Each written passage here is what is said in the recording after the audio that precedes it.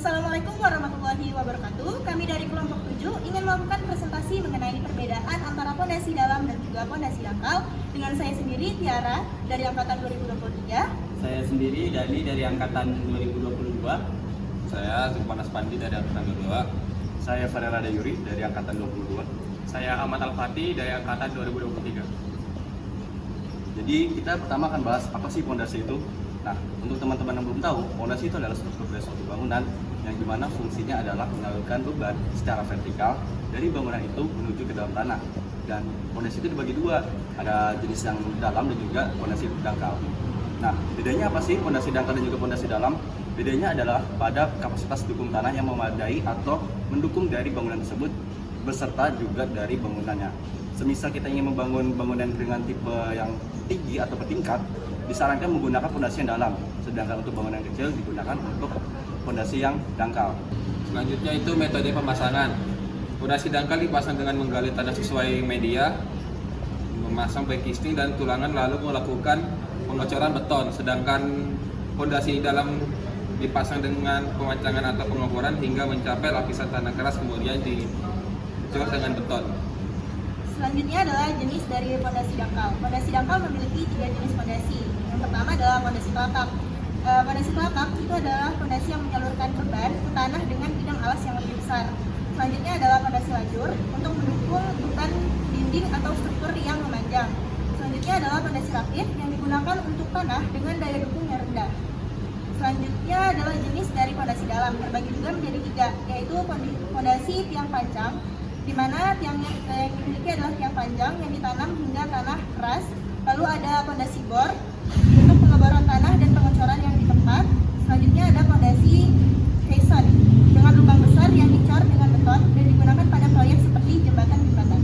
Oke, selanjutnya bagian tentang langkah pemasangan pondasi. Jadi langkah-langkah pemasangannya itu mirip-mirip.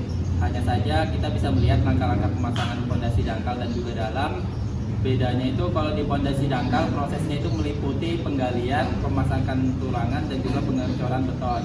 Sebelum pengecoran jangan lupa juga dibuat terlebih dahulu backing-nya agar tidak berubah bentuk cor-corannya. Sedangkan pondasi dalam itu kita perlu yang namanya alat berat buat memancang dan juga ngebor sebelum pengecoran. Baru di selanjutnya itu alat dan tenaga kerja. Jadi kalau kita proyek itu pasti kita perlu yang namanya alat dan juga tenaga kerja. Nah, proses pemasangan pondasi ini ngelibatin apa aja sih? Kalau di pondasi dangkal itu kita perlu alat seperti cangkul, skop, beton molen. Baru tenaga kerjanya itu kayak tukang gali, tukang besi dan juga mandor. Soalnya kan lapisannya itu dangkal, nggak terlalu dalam, jadi kita bisa manual. Sedangkan kalau pondasi dalam kita itu perlu yang namanya alat berat seperti mesin bor, kren, baru alat kerjanya itu maksud saya tenaga kerjanya itu yang khusus yang sudah ahlinya. Contohnya operator alat berat dan juga penyelam untuk pondasi yang di bawah air gitu. Sekarang untuk kelemahan dan kelebihan dari pondasi dalam dan pondasi dangkal. Untuk yang pertama, pondasi dangkal itu memiliki kelebihan biaya lebih murah, terus juga cocok untuk bangunan yang tidak terlalu tinggi atau banyak lantainya, tingkatnya, tapi tidak cocok untuk di tanah yang lunak atau yang bisa dibilang gampang bergeser, gampang masuk tanahnya. Dan untuk pondasi dalam itu sebaliknya dari pondasi dangkal, dia cocok untuk yang tanahnya lunak karena dia memakai kekuatan dari tanah yang paling dalam. Dan untuk biaya sebenarnya dia lebih mahal dibandingkan pondasi dangkal. Dan juga dia lebih cocok kalau bangunannya itu bangunan yang banyak tingkatnya. Dan selanjutnya itu ada studi kasus yang kami gunakan, yaitu ada di Pakuan City Surabaya. Nah, di situ dia membandingkan antara pondasi dalam dengan pondasi dangkal dengan menggunakan perbaikan tanah. Nah, yang menjadi sorotan kami itu ada pada metodenya, yaitu metode vacuum preloading. Yang dimana vacuum preloading ini untuk pondasi dangkal. kan pondasi dangkal jika dipasangkan di atas tanah yang lunak itu tidak akan bisa kan. Jadinya digunakanlah metode vacuum preloading ini, yaitu dengan cara simpelnya itu mengasih membran di atas tanah yang lunak itu. Setelah itu dipasangkan pipa-pipa ke dalamnya untuk disedot airnya menggunakan metode vakum itu. Keluar hasil tanah yang di dalamnya itu akan mengeras sendiri, memadat sendiri. Nah, hal ini lebih cepat proses pemadatan tanahnya dibandingkan harus menimbun tanah lagi di atasnya, yang dimana itu juga memakan banyak biaya, lebih banyak dibandingkan vakum preloading. Jadi kesimpulan apa sih yang bisa kita ambil dari materi yang telah kita jabarkan? Untuk pembangunan sendiri kita akan melihat dari metode juga.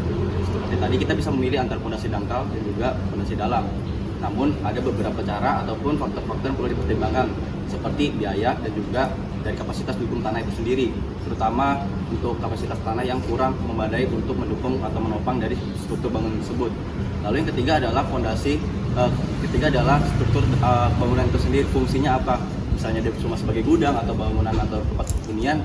Langkah baiknya jika kita menggunakan fondasi dangkal karena tidak memberikan beban yang begitu besar terhadap struktur fondasi. Sedangkan ketika kita memikirkan untuk membangun bangunan bertingkat ataupun bangunan yang besar, maka kita perlu mempertimbangkan fondasi dalam. Kemudian dengan cara-cara yang telah disebutkan tadi oleh rekan saya, sebenarnya apabila kita memiliki bangunan yang bertingkat pun kita boleh saja menggunakan fondasi dangkal apabila kita menggunakan metode yang telah disebutkan, karena pada intinya adalah kapasitas dukung tanah yang menopang dari si fondasi tersebut.